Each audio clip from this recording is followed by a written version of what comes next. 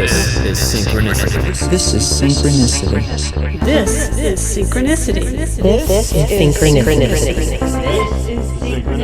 This is Synchronicity. This is Synchronicity.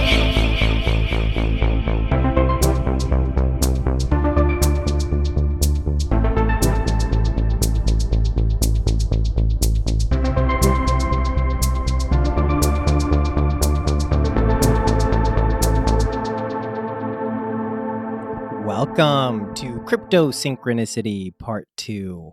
This is another cryptocurrency episode. My new friend, Stephen Hadeed Jr. joins me on this episode. We talk about crypto. We talk about a lot of different things. Some of his background. He's a really cool guy. Looking forward to getting to know him a lot better in the coming months. Stay tuned for a podcast that may be debuting on MindPod Network centered around cryptocurrency with, and I shit you not when I say this, some really big industry insiders. So speaking of cryptocurrency, I kind of want to talk about something. This episode is a couple days late, and usually I'm like, oh no, it's late. That's not good. I've dropped the ball. But I'm kind of happy this episode is a little late. I'm going to tell you why. Since the past 2 weeks, you've heard me talk about cryptocurrency, good time to get involved, be careful, don't invest stuff you can't afford to lose. Well, here's what happened in the past 2 days. The market has done what some people refer to as a correction. Some people may call it a bubble bursting.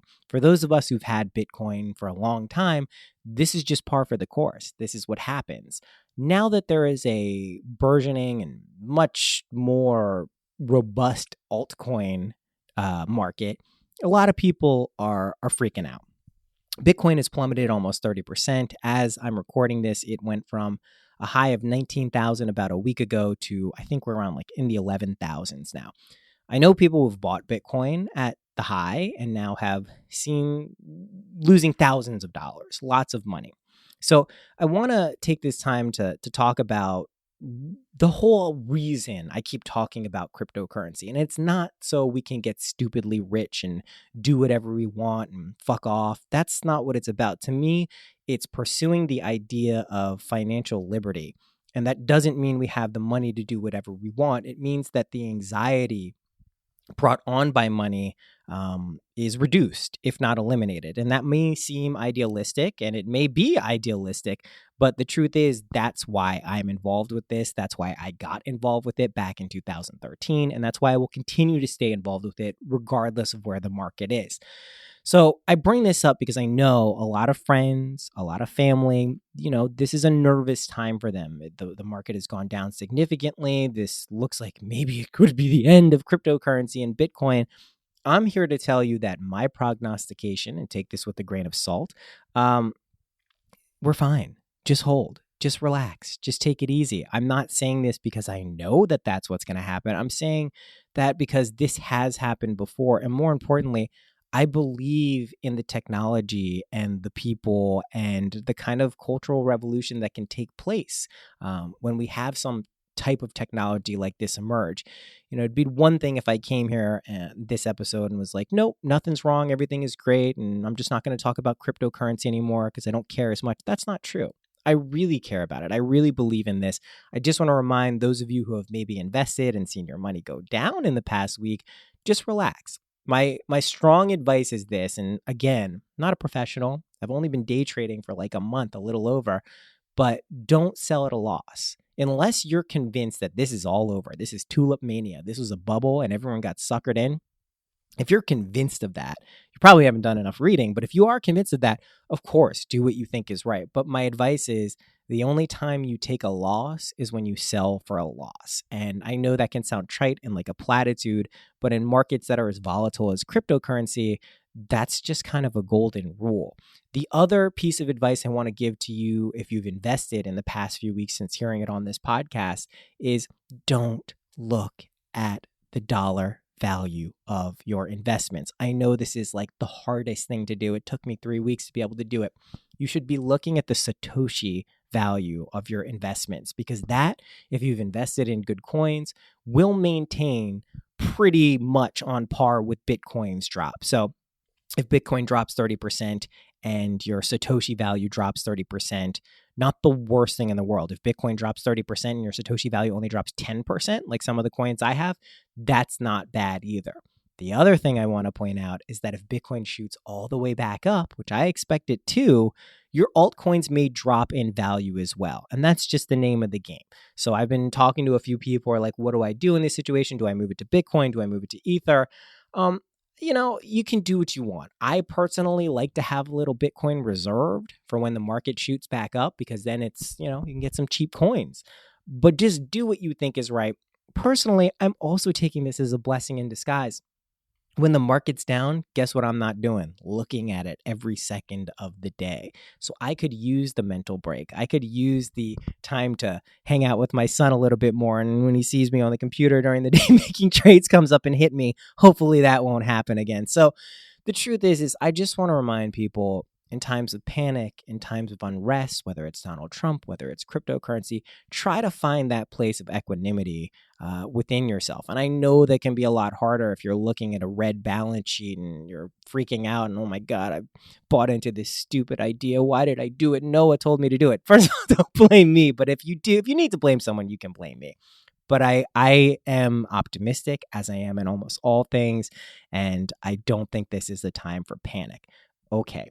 With that said, let's talk a little bit about Steven. So Steven is a very cool guy. I hung out with him in the city a few days ago. We had a great time. We were talking crypto all day long, just kind of talking about the cultural implications, what this means. And you'll hear in this episode, this is how you know Steven's a good dude.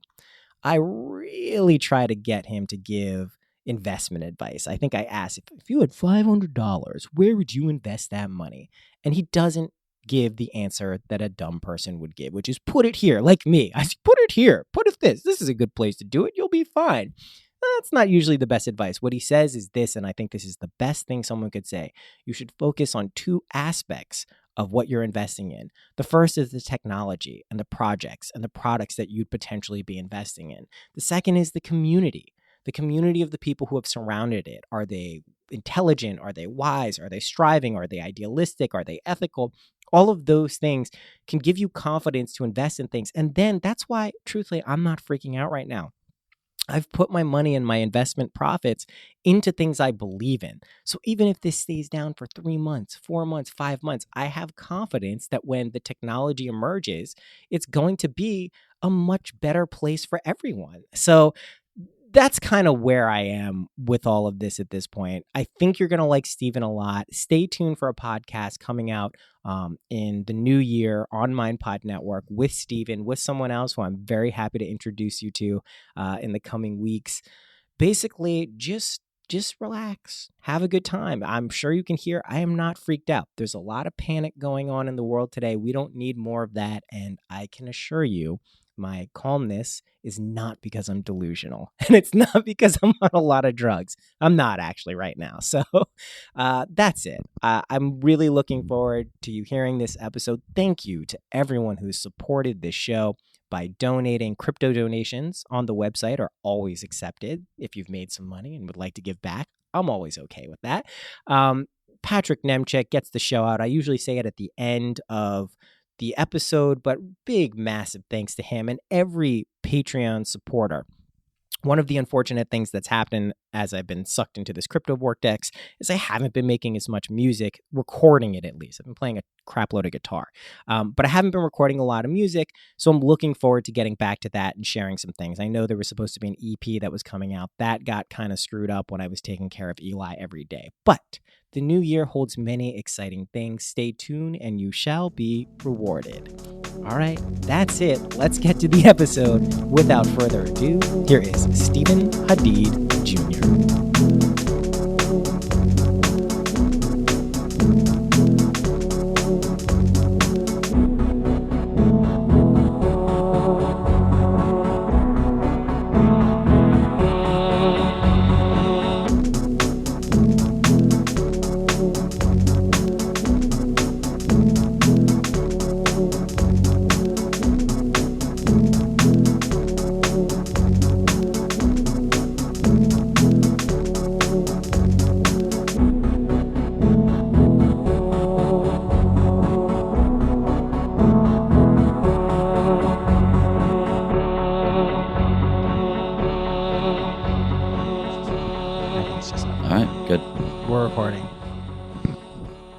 Welcome to Synchronicity, man. This is the first time we've met in person, but we've been talking for a while. Yeah.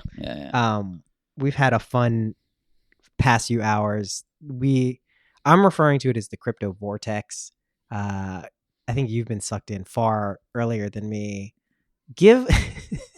I know this podcast is going to be so much about cryptocurrency that I want to, at least at the beginning, attempt to talk about something more about you so people can get a sense, because even in the past few hours I found out that you voice a character in Hearthstone, which is insane. World of Warcraft. No, and it must be Hearthstone too. No, it's the same guy though. It's the same. Oh well, if the audio carried over, then yeah, it probably did. Yeah. So you're in World of Warcraft, and there's also the character. It's Atesh, right? Satesh. Oh, it's Satesh. Satesh. Okay, I'm thinking of someone else. So maybe it is a different character. Regardless, Hall of Origins. That's all I remember. He's in the Hall of Origins, and I'm a bad guy. Okay, so my point is this. Let's try to tackle a little bit of a background of who you are. We know each other through my sister and through our mutual friend, Zach Mack, who's been on the show. Excellent. He was on an episode, and we recorded in this very situation, this very same spot. Who are you, man? Stephen Hadeed Jr. I'm an actor. That's kind of what I'm doing up here in New York. Yes. But born and raised in Trinidad and Tobago. And yeah, I kind of got excited about cryptocurrencies back in like 2012, 2013. Very, very good friend, Gabriel Abed, who is, he's out of Barbados, and he's the one of the co-founders of Bit. And he was telling me about this, blockchain and Bitcoin and all, it was kind of very new and fresh, and I hadn't heard about it at all.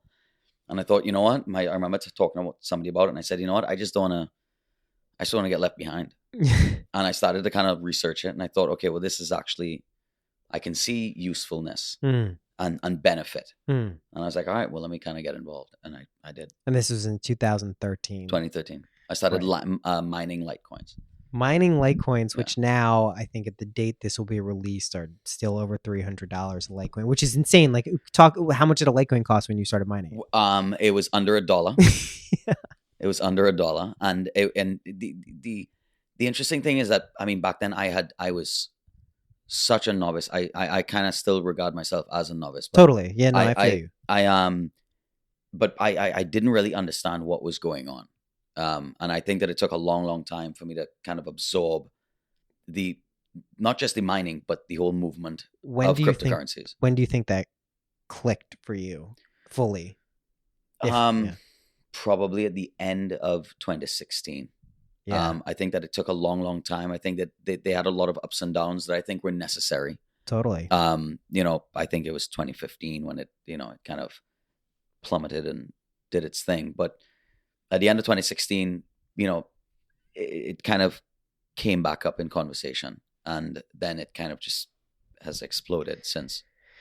So there's a lot of different ways to look at this. Obviously, I think what attracts people to cryptocurrency, at least right now, is the financial benefit that can be reaped, not only with something like Bitcoin and some of the other major ones like Litecoin and Ethereum, but some of these altcoins. That is something that's appealing to people, that I can put my money in something, and then in 2 weeks or 2 years, it's going to be worth significantly more, outpacing like a savings account or whatever. That's one very appealing aspect of it.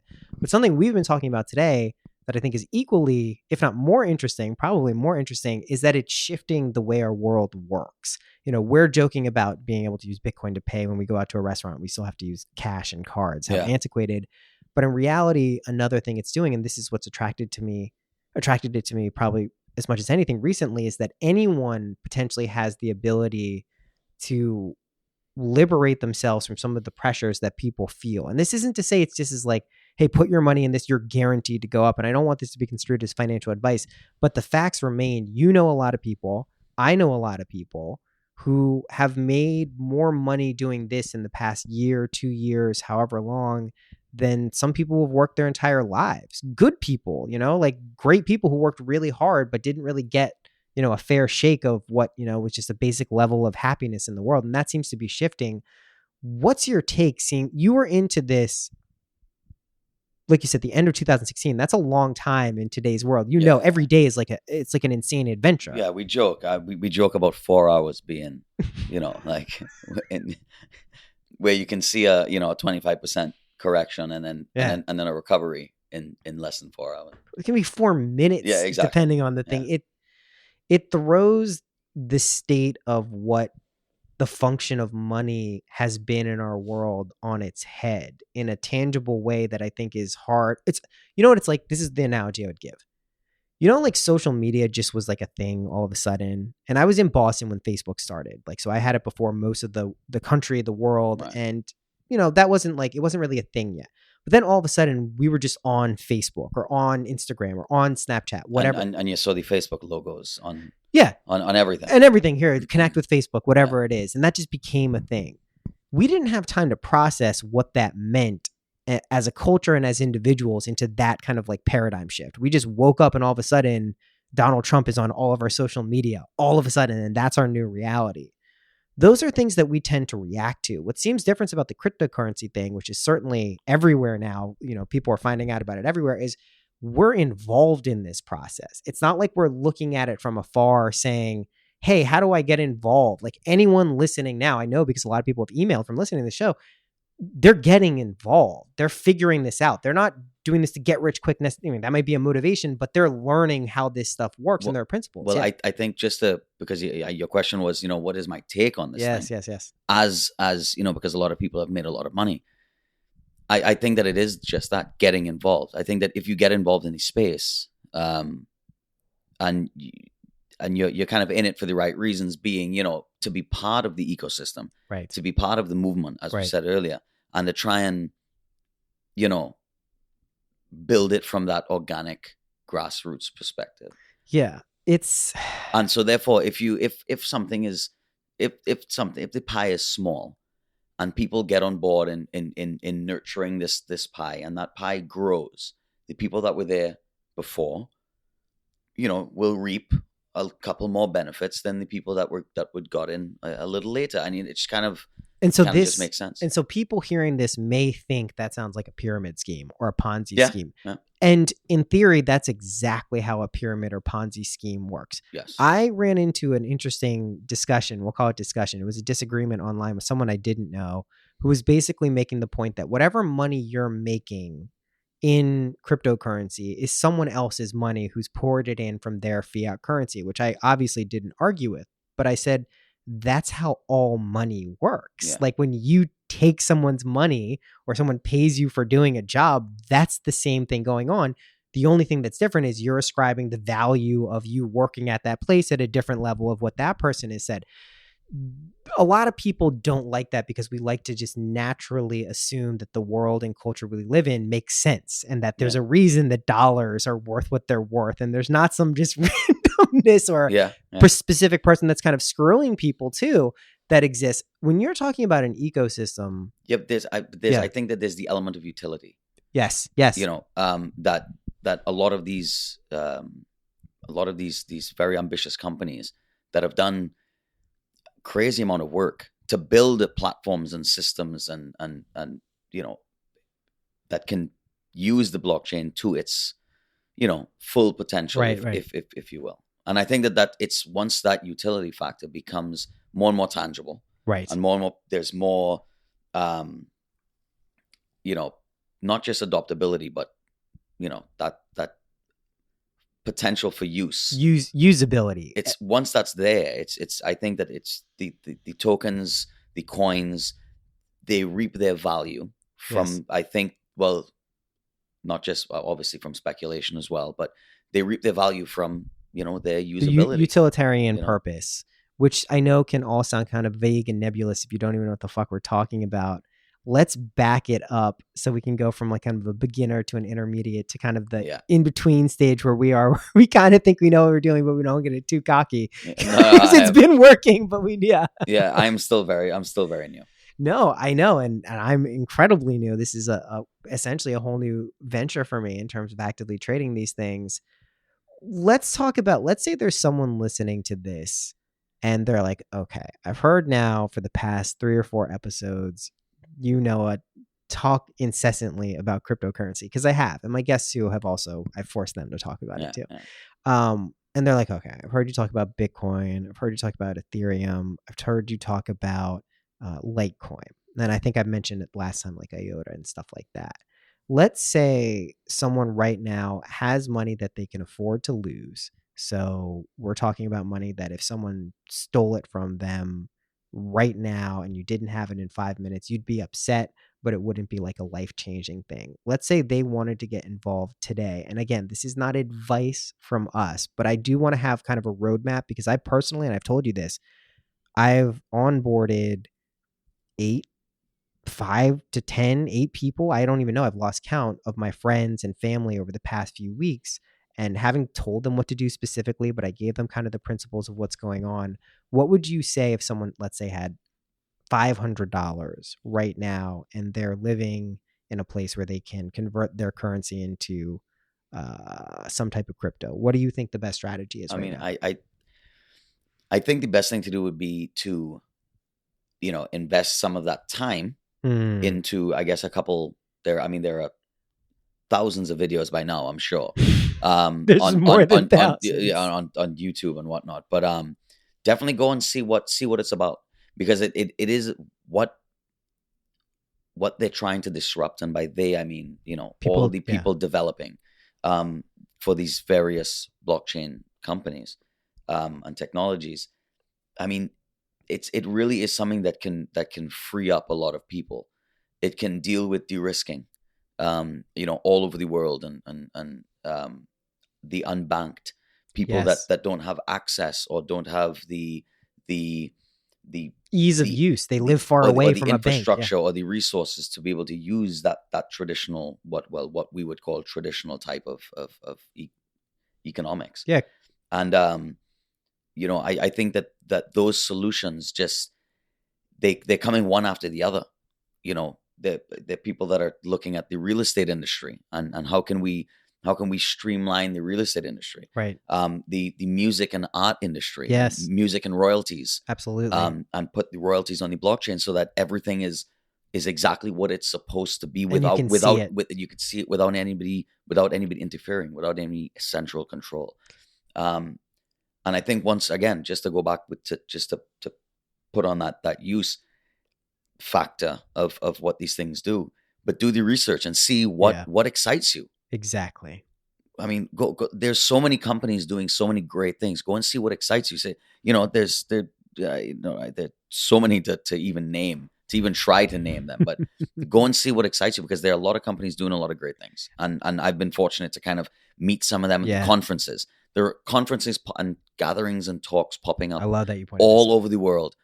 I'm sure that in your city, there's probably somebody where putting something on.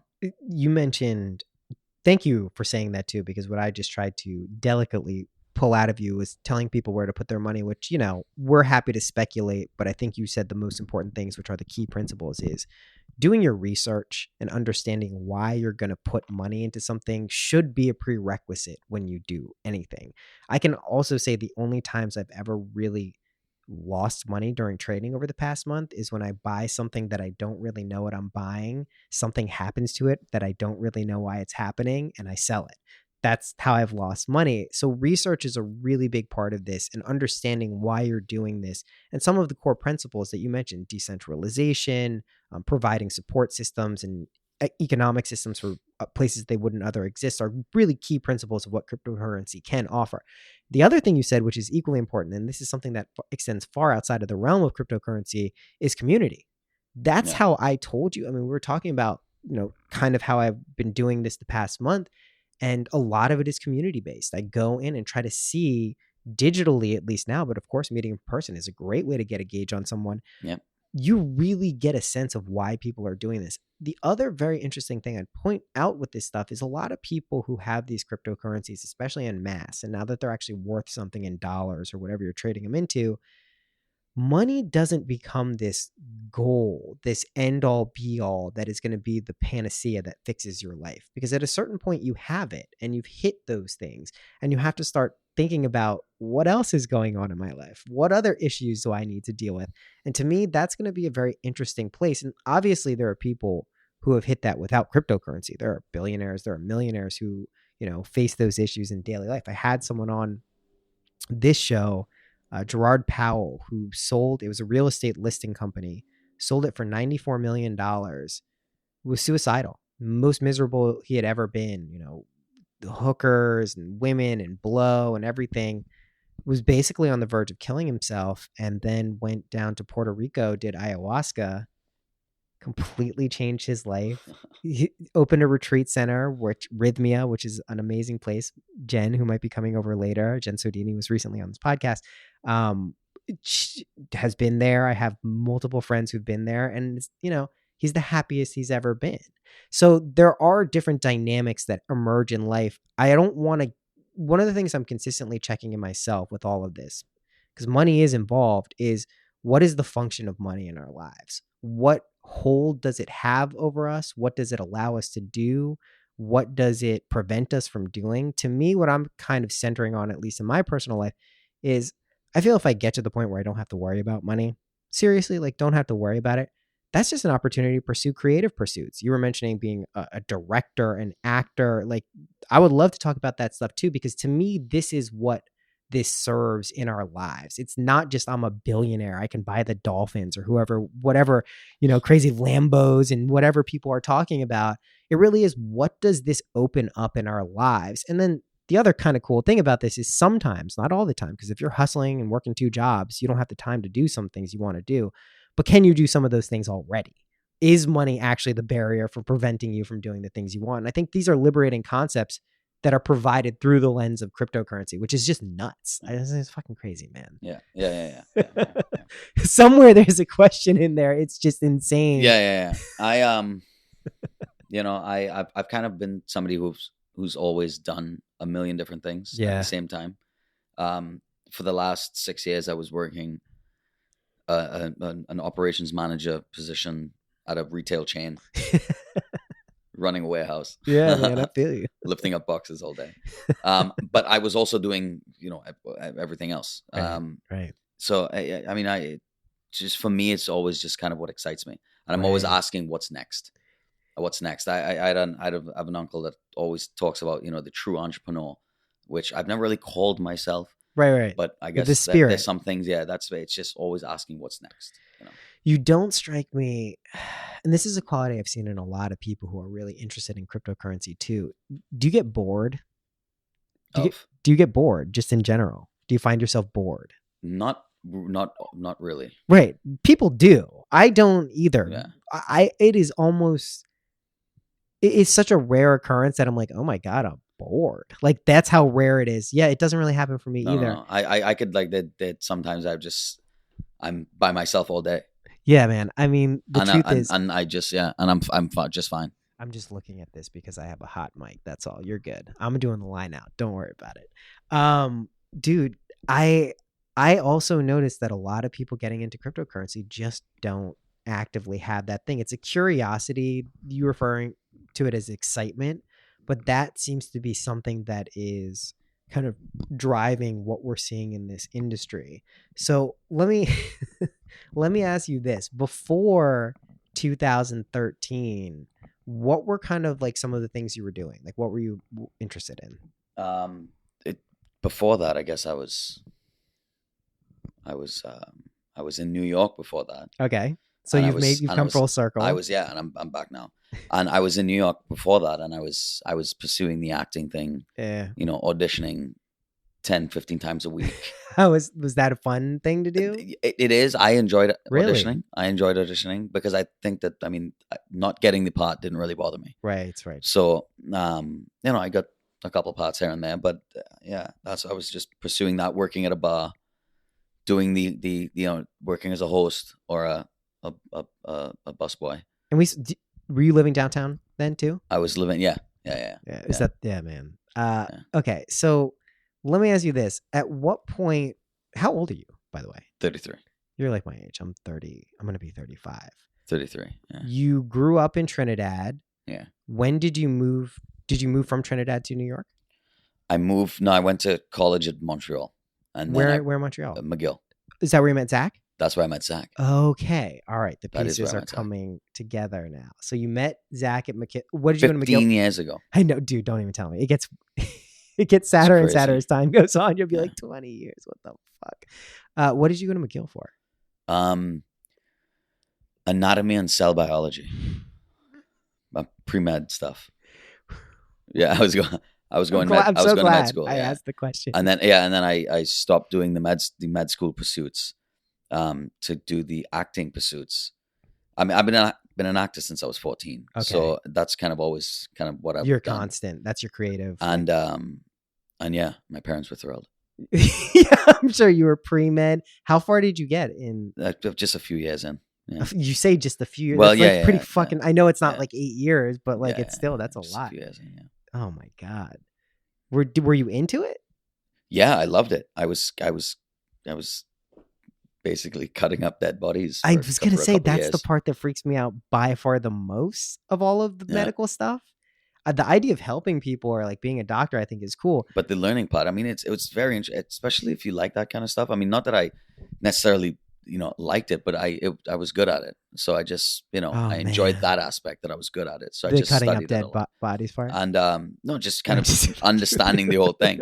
And you'd walk into class and to go and study, and you'd have to go into a bucket of hearts Oh my god. or like livers or kidneys or So you really delved into the physical Yeah. sciences. What are you, if you have any metaphysical beliefs? Any? God, yay, nay? Yeah, I mean, I think that it's always a difficult one. Well, I mean, you don't have to. It's always a You're not difficult going to be one. held down for like. No, time it's not immemorial. that. It's not that. I think that everybody, should just chill out. That's a good maxim. I think that everybody can do their own thing, and we can all be chill. Everybody just needs to be chill. So that's my big message. Just everybody chill out. I'm now going to completely acknowledge that you said that, but your personal beliefs, when shit gets crazy in your life, are prayers being whipped out? Is there some Yeah. feeling that there's a universal? Yeah, no. I think that there may be, some sort of universal being of sorts. Sure, I was sure. raised Roman Catholic. Okay. And I've definitely leaned on that in times. I can't deny that.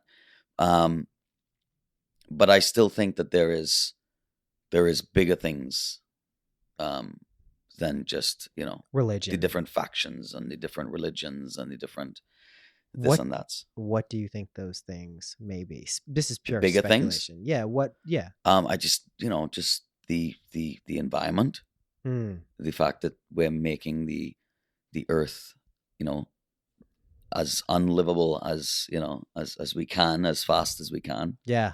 That and certainly seems to be happening. like that, for instance. And so when I speak about religion, I kind of, and when I speak that it's everybody needs to chill. I obviously speak to the the hate or the contentiousness that can arise from different all the animosities that Yes. that and all the rivalries and this and that. So Yes. I speak against those things just because it's just so unnecessary. It is, and I think the more kind of spiritual, quote unquote, someone gets, the more they kind of realize that the divisiveness there isn't really productive in any way, shape, or form. In Yeah, it any doesn't do religion you anything. find, if you dig down, no one's saying like, "Hey, fight with people, like be hateful and horrible to But people." still, believe what you want to believe. I really have no problem with that. But, Well- I think that it's something really nice that to have that to lean on, and do that. But I think that there is a lot of chilling out that needs to be had. Yeah, and I think that's something that I think generally most people would agree about. And I think when religion does kind of serve or not serve, but doesn't do service in your life where it makes you dislike things and hate people, it's not a helpful thing. The reason I bring up what are your metaphysical beliefs is I've espoused this one plenty of times on this podcast. I personally believe through some comparative analysis, but really more intuition rather than anything else, that the world we live in and perceive as this reality is far less concrete and substantial than we perceive it. And we know this is backed up by various just physiological perceptions, like our eyes actually flip everything. Everything we're perceiving is actually upside down. We know that our neurons in our brain process and filter a tremendous amount of information out. Otherwise, we'd be fucking miserable and upset all the time.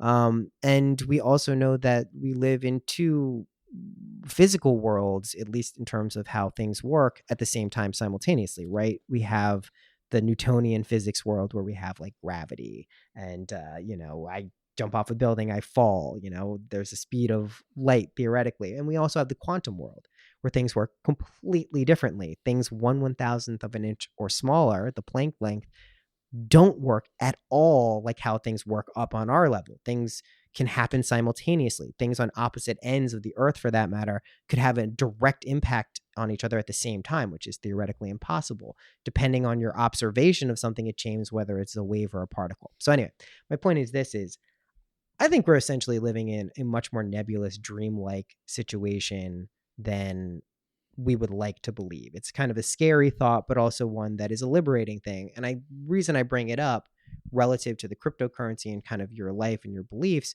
is I think this is a manifestation or an emanation of something that is happening.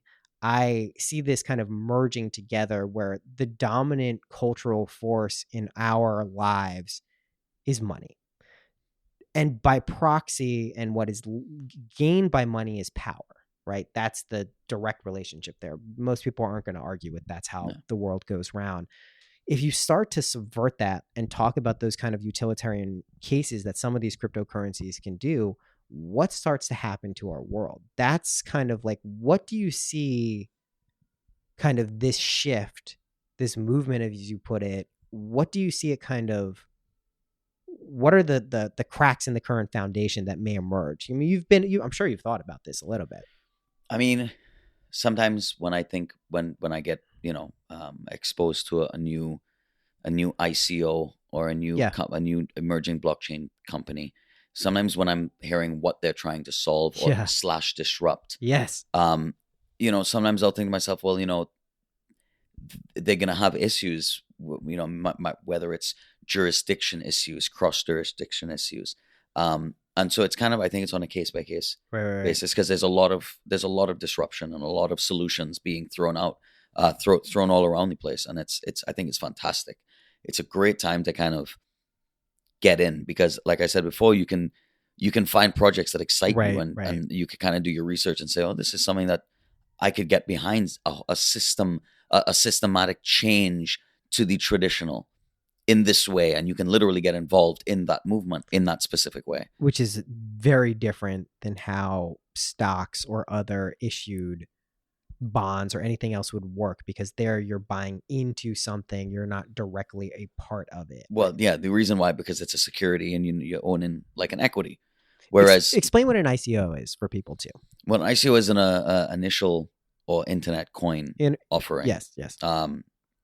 And it's where, a blockchain company will issue these tokens for, an X price of Ethereum or Bitcoin, right? Which is how normally the contribution is given, right? And these tokens will then have some sort of utility on a platform that can do, like I said, a varying of different functions. I know. I'm trying to make it as simple and straightforward as possible. It is about as simple as it's gonna get. An example, I'm trying to think of one that has like a very clear utilitarian. Okay, here's one that I'm not invested in, but listeners of the show will appreciate.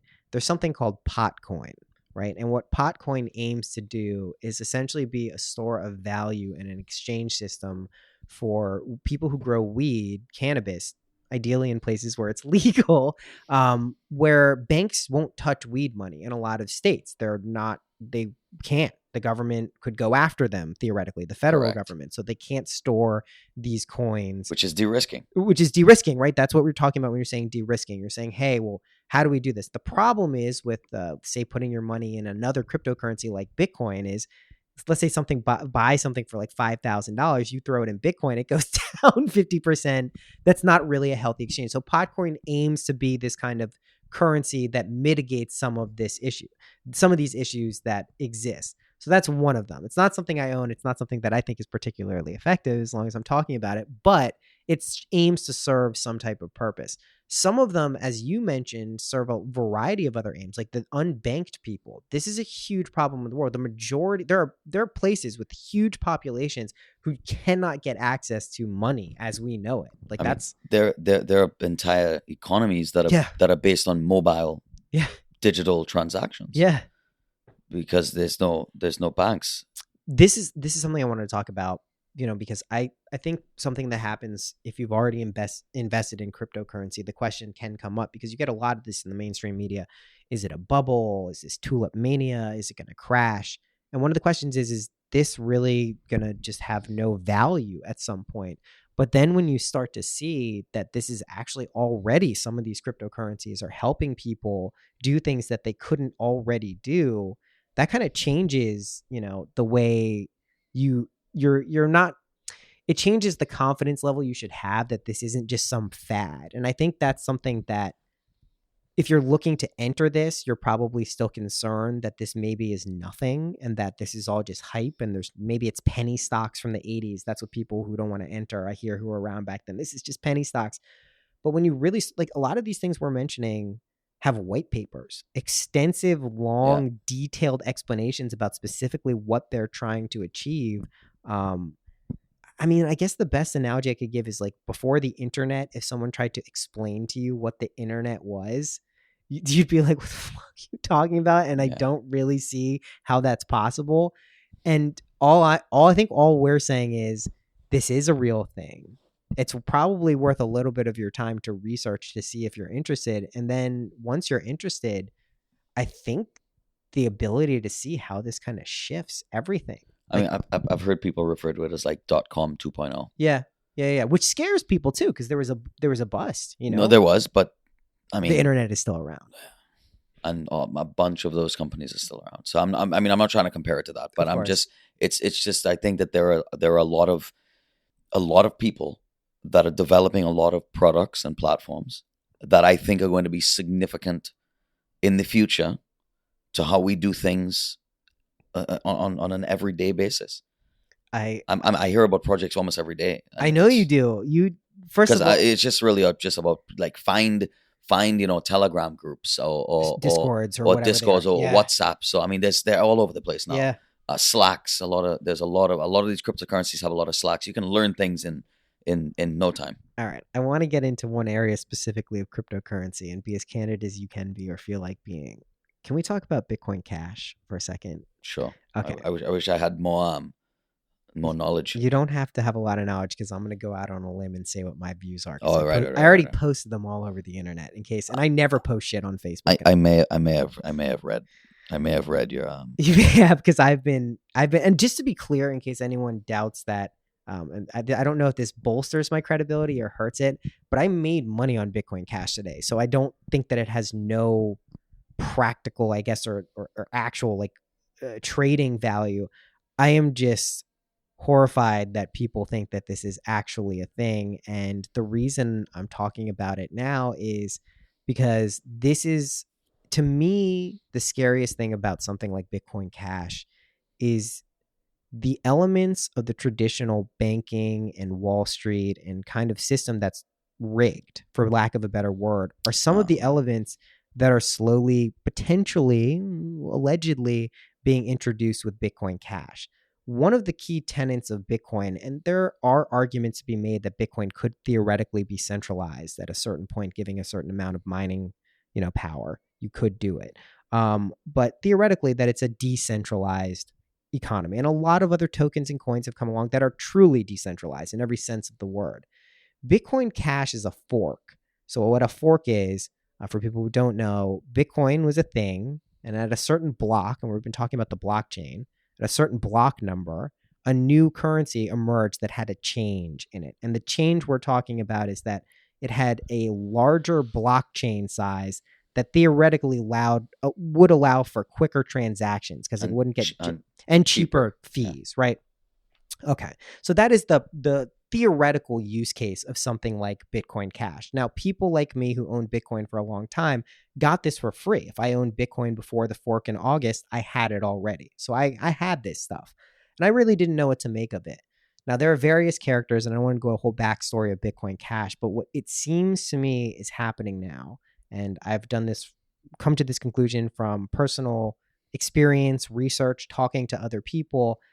It seems to me like this market is essentially rigged and being manipulated. We don't know how deep this goes. Coinbase theoretically could be involved based on something that happened. I did read. Yeah, I read a bunch. Yeah. I mean, I think we're gonna hear a lot about it. Yeah. Because I think that things are gonna be.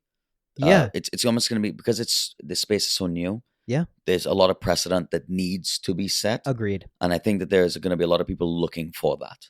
Agreed. And I think one of the things that scares people about cryptocurrency is a lot of this stuff isn't regulated. I mean, and when I say a lot of it, none of it, outside of having to pay taxes if you pull it out into fiat. Correct. That's pretty much it. I think we can expect that to change. How efficient and possible that is, we'll see, is to be determined. But the reason I bring it up with Bitcoin Cash is one of the reasons I bought Bitcoin back in the day was because of this idea that you were buying into potentially a system that wouldn't be rigged. It was peer-to-peer. It was held up not by a small kind of oligarchy of people. And truthfully, I'm quite concerned that a lot of people are going on to something like Coinbase, and I don't think it's opened yet. They announced it was open and immediately shut down for various reasons, are going to go on, see something that's priced lower than Bitcoin, think it's potentially Bitcoin, or even worse, think it's just something that's better because it's cheaper right then, buy it, pump up a currency that essentially is going to be dumped by the people who actually own the majority of this stuff. I think that is what's happening. I agree. I'm just saying I'm saying allegedly because we don't have facts. No. I know, but minus the. I'm not talking about the dumping. That latter part of what you said. I more meant people coming because I've had a lot of conversations where I would introduce people. They say, "All right, how do I get involved?" I say, "All right, well, we're in the U.S., so where are you download Coinbase." Yeah, exactly.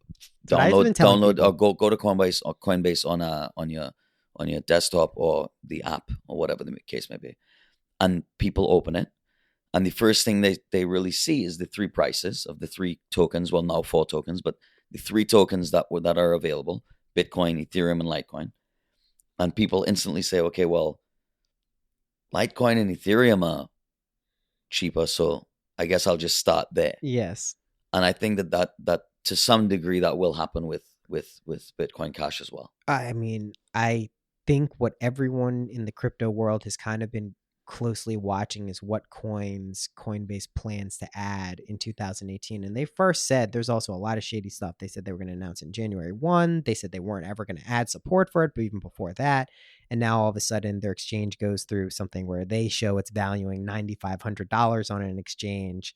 Meanwhile, everywhere else it's $3,200, and that pumps the prices, and a lot of weird things start to happen. To me, the reason I bring it up isn't to say that you should or shouldn't get it. It's that those are elements that I think are important to avoid in this space, because you then don't have that kind of democratized ability, and various coins do this in different levels, but that ability to kind of be like, I like this. This excites me. I believe in this. If I put my money here, I'm buying into this company, and my value of stock, whatever you want to refer to it as, goes up. Yeah. That to me is like a really cool thing that I don't want to be kind of see that fucked up because people want to make a lot of money and they think this is a space where they can take other people's money. I kind of like this saying that I've kind of brought up every so often throughout, my life. Yeah. And I realized that whenever money gets involved, integrity always gets wavy. Super wavy. Sports, when sports betting became a thing, it's, and I always have those, I kind of have those conversations because that's kind of what happens. Yeah. And I think that, to some degree, I mean, cryptocurrency is it's not sports betting, but I think to some degree, I think people do look at it in that way. And they're people that have the power to move things. To move things. Yeah, I mean, because we're talking about people who have accumulated a lot of this stuff when it wasn't very valuable, and now that gives them a lot of power to do things. I'd be remiss if I didn't bring it out because it's something that I've been talking with a lot of people about, And I think as more people listen to podcasts like this and other ones that are specifically geared to cryptocurrency, and they don't just inevitably be end up being about it. They are going to get involved and see Bitcoin Cash, and I do think it's going to move the market. I just think fundamentally, if you do your research on that as well, you might come to some other conclusions that the people who are behind it maybe don't have the noblest of intentions. Not that you have to buy into something that has only the noblest of intentions. I like coins like that, but there may be something that just serves like a thing that's going to help the environment a little bit better, or logistically by proxy of, increasing efficiency with shipping things, it helps the environment. There might be little things in between that are still in the world of commerce that aren't like this perfect thing, but I think it's also best to kind of try to avoid the people and things that are like really shitty in the world and don't let those seep into it. Yeah. All right, so here's what we're going to do. I asked 3 questions at the end and then one larger question. They're quick. What is your favorite color? My favorite color is red. What is your favorite number?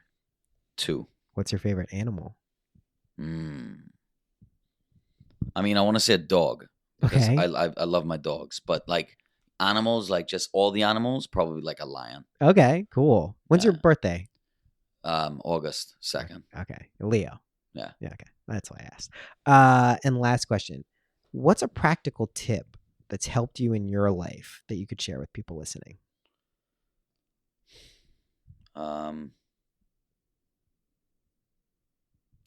Never stop learning. That's if whatever excites you, I a couple of years ago I wanted to I just randomly just thought to myself, my grandmother used to bake bread, and she still does to this day.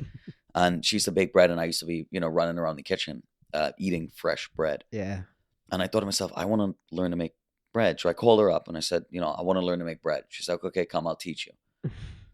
So I went and I learned to make bread that day. And I was like, okay, I can make bread. Yeah. And I was like, you know what? There's so many different types of bread.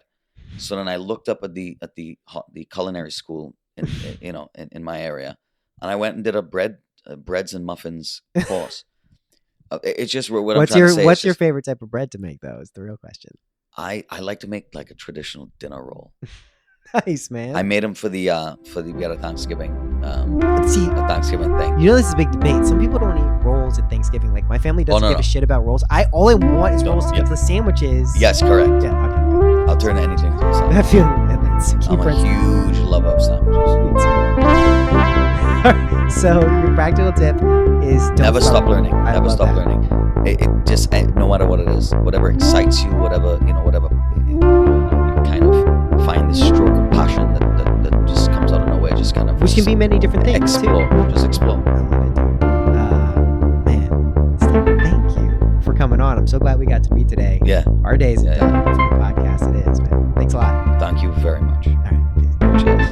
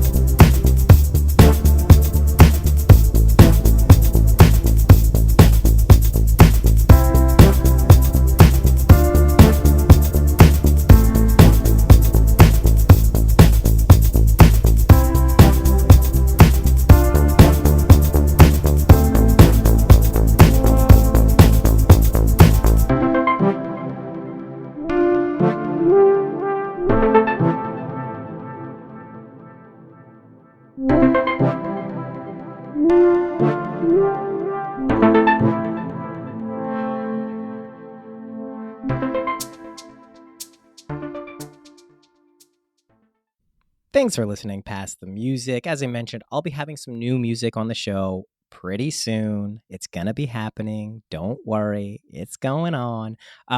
Really, if you like Steven, just buckle up. There's gonna be a lot of cool stuff coming on from our Cryptoseer platform, which is officially launching in January. That's the business that Jennifer Sodini and Michael Phillip and I are starting. That's gonna be really cool. We're looking for some live events and speaking things in the city too that should be coming up. So stay tuned for that if you're in the area. What else do we got going on? Nothing, really. I just want to say thank you to everyone who's reached out over the past few weeks. I've gotten more emails from this podcast over the past 2-3 weeks than I've ever gotten before. I'm getting like 20 emails a week from people interested in cryptocurrency, in the kind of nexus point of cryptocurrency and consciousness.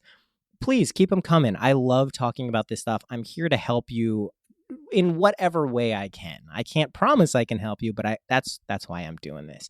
So that's it, and I will see you next week.